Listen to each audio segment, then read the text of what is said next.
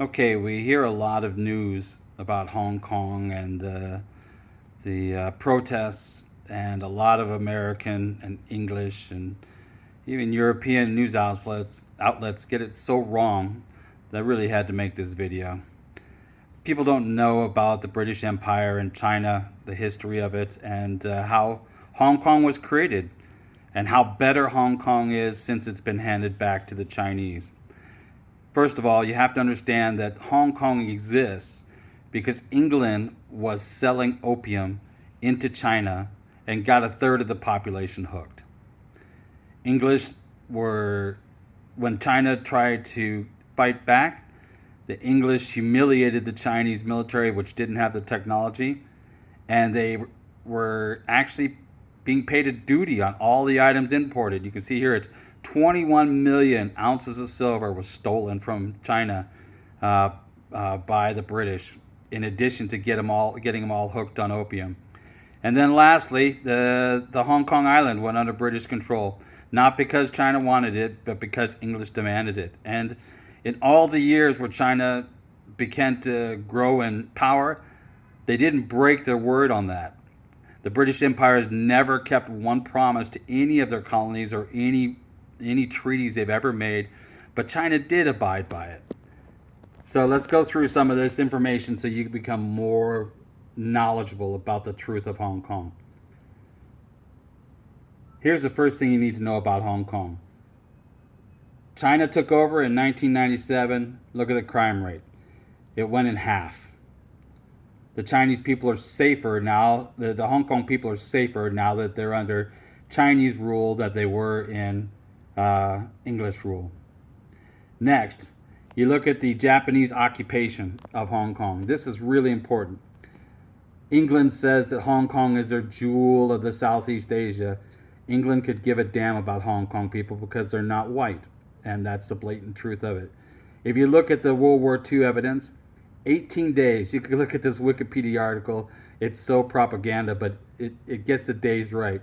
18 days is all it took for England to give up on Hong Kong, to actually leave Hong Kong and hand it over to the Japanese, who just butchered the Hong Kong people and butchered the people of Guangdong as a result of the English abandoning their promises and abandoning their colony.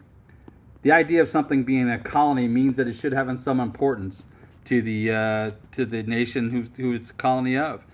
And time we see it again that England just broke their promises and just abused these colonies. So as you can see here, Hong Kong was handed over to the Japanese after 18 days of fighting. And then Japanese surrendered to World War II.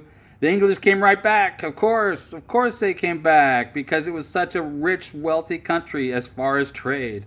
So they came back and began the occupation again. So the 100 years was not a legal lease. It was not any kind of legal document. It was stolen from the Chinese.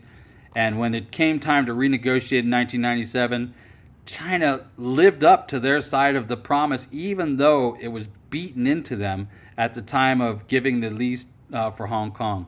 They granted another 50 years. And I think that was a big mistake on China's part. They should have kicked the English out in 1 second and allowed Hong Kong to flourish. Instead, they left 50 years of English influence, and it's caused all these problems and all of these protests. Because really, when it comes down to it, the Hong Kong people are now suffering from Stockholm Syndrome.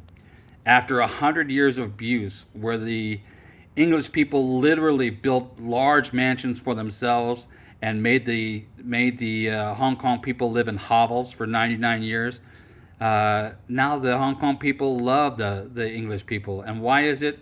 It's for one reason. It's the benefit of having white skin. So take a look at the evidence and you'll know that Hong Kong is not an English province. It was stolen from China. And the idea that we're having the English people come back and say, look how better it was when we were your bosses, is just insane. And that Hong Kong children are stupid enough, these Hong Kong teenagers are stupid enough to think that England was their friend ever, is just ridiculous.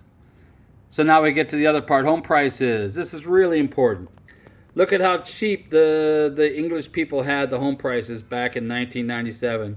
They were they were artificially keeping them low. They wouldn't let the Hong Kong people have any income, so the prices of homes kept low. This is the paradigm for the English colonies.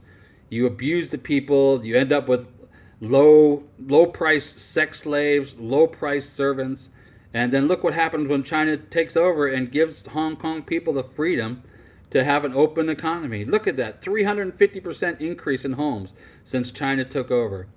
That's why all the Hong Kong people have such wealth right now. And their children just don't understand. It's all because of their brothers and sisters on the mainland.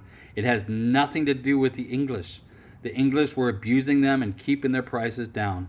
So when you see these protests, you gotta know that it's just the foreigners, the white people, who are still trying to infect and poison the Southeast Asian communities. When the Southeast Asian communities, China, Hong Kong, Macau, Thailand, Philippines, Malaysia, Indonesia, Vietnam, when these countries all kick the Westerners out and start living their own lives, they will have such better lives. So now you know it. Now you know Hong Kong was developed out of lies and brutality of the English. Now you know that the arguments about becoming part of China again are unfounded, and that the children are just all suffering from Stockholm Syndrome. So what's going to happen in the future for Hong Kong? Hong Kong has a great future. The only thing that Hong Kong missed out on was that they had the chance to have it all. They could have been the richest country in the world, but they have been fighting the takeover of China for so long that China finally gave up and said, okay, look, we're going to build Shenzhen. Shenzhen now is worth more as a city than the entire island of Hong Kong. The housing prices are the same, but the income index is so much higher. So the Hong Kong people are suffering the defeat of all that production that could have come through Hong Kong simply because they had the mental illness of the Stockholm Syndrome.